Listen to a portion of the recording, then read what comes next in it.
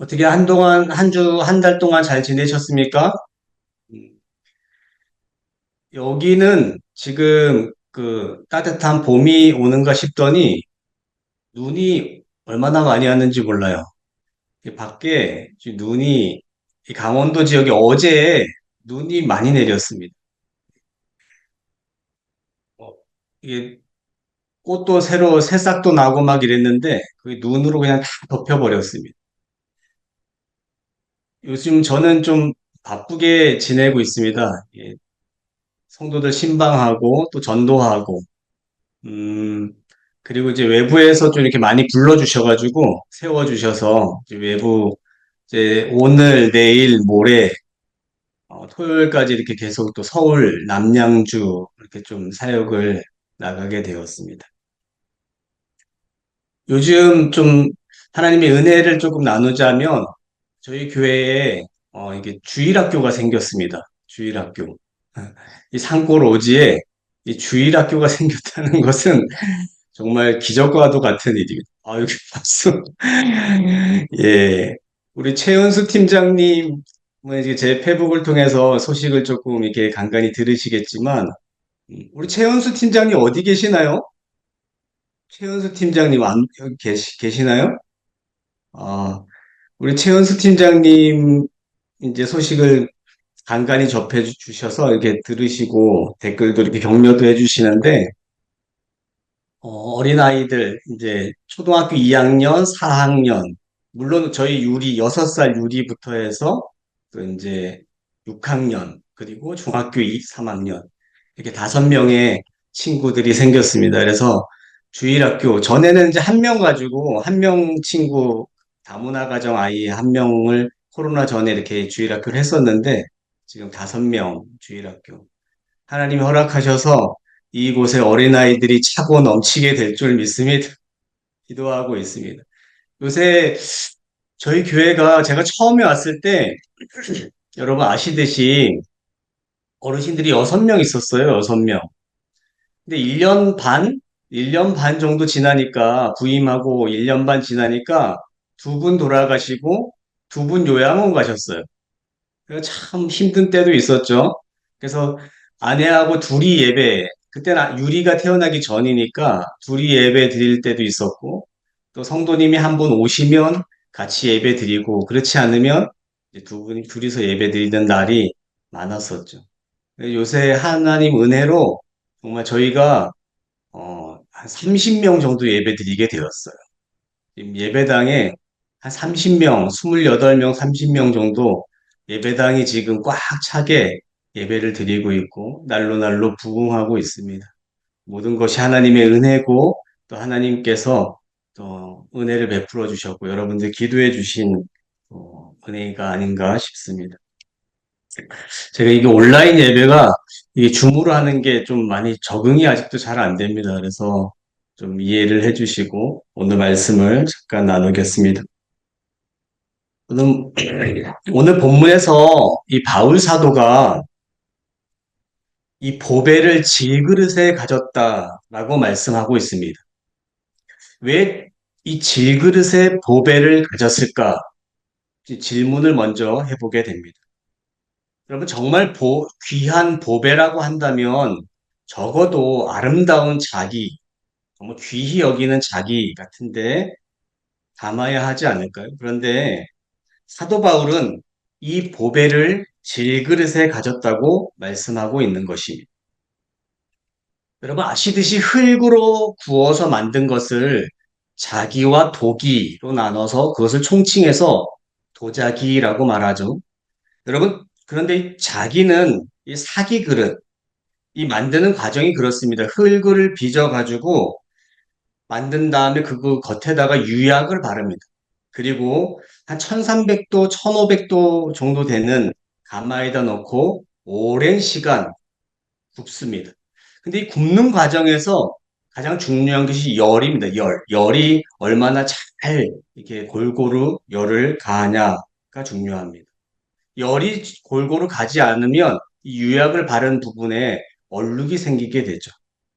그래서 이 사기를 굽는 과정을 이 흠결이 없는 완제품을 만드는 것이 결코 쉬운 일이 아닙니다. 그래서 이렇게 방송 같은 데 보면 이 장인들이 이 도자기를 자기를 만드는 방송들을 보면 우리가 봤을 때는 정말 잘 만들어진 것 같은데도 불구하고 그들이 가감없이 깨어버리는 그런 것을 볼 수가 있는 것이죠. 완제품 비율이 한 60% 정도뿐이 안 된다고 하니까 이 사기 그릇을 만드는 그 과정은 매우 어려움이 있습니다. 그런데 반면에 이 도기라고 하는 이 도기는 이 사기는 백점토로 만들잖아요. 그 보령 이런 데서 나오는 귀한 흙으로 만듭니다. 그런데 이 도기는 그냥 우리가 흔히 산에서 볼 수 있는 그런 흙으로 만듭니다. 붉은 점토를 가지고 만드는데 유약을 바르는 것이 아니라 그냥 잿물을 바릅니다. 잿물을 바르고 이 사기와는 다르게 한 1000도씨 이하 되는 이 가마에서 그냥 열과는 관계없이 그냥 구워내는 것. 자기와 비교하면 그냥 대충 만드는 것이 뭐냐면 도기입니다. 도기. 유약을 바르지 않았기 때문에 광택도 없고 투박하고 모양도 별로 없습니다. 가격과 가치면에 비하면 이 자기와 비하면 크게 떨어집니다. 오늘 근데 우리가 읽은 이 본문의 질그릇이 무엇인가? 바로 이 도기를 말하고 있습니다. 그러니까 광택이나 아름다운 모양도 없고 그저 사용하다가 깨어지면 버리고 마는 그냥 흔하게 우리 일상에서 쓸 수 있는 그릇, 이 도기를 말하는 것이 이것이 바로 질그릇입니다. 사도 바울이 질그릇에 비유를 든 데는 다 그만한 이유가 있습니다. 여러분, 질그릇은 떨어지면 쉽게 깨지고 피면 상처가 나는 그런 존재입니다. 여러분, 인간이 바로 이런 질그릇과 같은 존재입니다. 헬라어로 보면 원문의 질그릇의 의미는 연약함에 있습니다. 연약함. 인간이 얼마나 모순되고 연약한 존재인지 모릅니다. 대단히 강한 것 같으면서도 약한 것이 바로 인간입니다. 바울은 이렇게 연약하고 쉽게 부서지고 시험에 취약한 인간성을 이런 질그릇의 비유를 통해서 바로 인간이 그런 존재라고 말하고 있는 것입니다. 여러분, 인간이 강한 것 같은데 그렇게 강하지 않습니다. 쉽게 깨지고 금가는 질그릇과 같은 연약한 것이 바로 우리의 인생입니다. 하나님께서 한순간도 우리를 돌봐주시지 않으시면 생존할 수 없는 게 바로 우리의 연약함, 인간입니다. 여러분, 사람이 죽을 때 보면 얼마나 무력하고 얼마나 약한지 실감하게 되죠. 세상을 떠나고 나면 그가 살아서 우리와 함께 했던 그런 기억마저도 무심하게 느껴지는 것이 바로 우리의 인생입니다. 여러분, 우리의 영적으로도 얼마나 약한 존재인지 모릅니다. 잘 믿다가도 한순간에 어떤 유혹, 시험에 받아서 한순간에 그 시험의 자리로 떨어지는 그런 경우가 얼마나 많습니까? 여러분, 세우는 것은 많은 시간이 걸리지만 무너지는 것은 한순간입니다. 요즘 우리 성도님들도 다들 어르신들 보면 별일도 아닌 거 가지고 싸우세요, 싸우. 별일도 아닌데 싸우고 또 며칠 또 안 나오시고 또 가서 또 막 해서 어머니 좀 참으시라고 이해하시라고 해가지고 또 오시면 그런 일들이 계속 반복되는 거죠. 제가 참 느껴요. 그래서 세우는 것은 정말 그렇게 어려운데 순간 무너지는 것은 한순간입니다. 한순간. 뭐 세워져서 정말 열심히 할 때는 좋은데 막상 탁 무너지고 나면 언제 그랬냐는 듯이 치는 내 인생에 교회는 없다는 듯 그렇게 얘기하시는 걸 보면 어려움이 있죠. 여러분, 우리 성경에서 베드로 사도 한번 보십시오. 내가 주님이 어디를 가시든지 따르겠다. 오게도 가고 죽는 자리에도 내가 함께 하겠다. 자신만만했습니다. 그러나 그 자신만만했던 그의 다짐이 단 하루를 가지 못하고 그 다음날 새벽에 처절하게 무너졌던 그 사건을 우리가 잘 알고 있잖아요. 성도가 한평생 신앙의 길을 잘 달려가는 것, 여러분 믿음을 지키는 것이 바로 그것이야말로 하나님의 크신 은혜인 것입니다. 하나님의 은혜가 아니고서는 우리는 우리의 믿음도 지킬 수 없는 연약한 존재라는 사실을 우리는 반드시 기억해야 하는 것입니다. 오늘 본문 7절 말씀 상반절 말씀에 보면 우리가 이 보배를 질그릇에 가졌으니 하였습니다. 감사하게도 그렇게 연약하고 허무하고 깨지기 쉬운 그런 질그릇과 같은 우리 안에 보배를 넣어 주셨다 그랬습니다. 그 보배는 6절 말씀이잖아요. 어두운데 빛이 빛이라 말씀하셨던 그 하나님께서 예수 그리스도의 얼굴에 있는 하나님의 영광을 아는 빛을 우리 마음에 비추셨느니라. 할렐루야. 아멘. 가장 보잘것없고 어디서나 흔하게 사용되고 깨어지기 쉬운 그런 연약한 질그릇 안에 그것과는 비교할 수 없는 고귀한 보배를 넣어 주셨다 하는 것입니다. 이처럼 연약한 질그릇과 같은 우리 안에 가장 귀한 보배, 예수 그리스도를 넣어 주셨다라는 것입니다.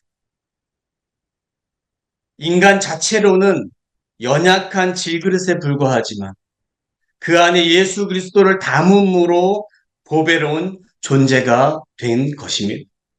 영원한 생명 되시는 예수 그리스도께서 질그릇 안에 들어와 계시도록 하는 그것이 하나님이 우리를 향한 계획이고 하나님의 사랑인 것입니다. 그러므로 인간이 질그릇과 같은 존재임에도 낙심하거나 실망할 필요가 없는 것입니다. 왜냐하면 우리 안에 소망 되시는 능력 되시는 예수의 영이 우리와 함께 하시기 때문입니다. 7절 하반절 말씀에 보면 이는 심히 큰 능력은 하나님께 있고 우리에게 있지 아니함을 알게 하려 함이라 그랬습니다. 여러분 능력은 우리에게 있지 아니하고 하나님으로부터 오는 것입니다. 그 능력은 우리 안에 보배를 담을 때 능력으로 역사하는 것입니다. 여기에 심히 큰 능력이라 그랬는데 심히 큰 능력은 실제로 이 바울 사도가 행했던 이적이나 그가 행했던 큰 일을 뜻합니다. 여러분 사도 바울이 행했던 일들을 말씀을 통해서 보면 정말 놀라운 일들을 행했습니다. 귀신 들린 사람을 낫게도 하고요. 병자를 고치고 설교 중에 졸다가 3층에서 떨어져 죽은 유두고를 살리기도 했고 에베소에서는 말씀을 강론할 때 그의 앞치마를 만지기만 해도 사람들이 낫는 역사들이 일어났습니다. 사람으로는 할 수 없는 일들을 그가 해냈습니다. 그런데 바울 사도는 말하기를 이미 이 심히 큰 능력은 나로부터 비롯된 것이 아니고 하나님으로부터 하나님의 능력이라 말하고 있는 것입니다. 내 자신에게는 그런 일들이 이루어질 만한 어떤 자질도 능력도 없는 비록 질그릇과 같은 연약한 인생이지만 이 모든 능력은 내 안에 계시는 보배가 되시는 예수 그리스도로 말미암는 것이다 라고 말씀하고 있는 것입니다. 그래서 사도 바울은 늘 말하기는 자신의 약함을 자랑한다 말했습니다.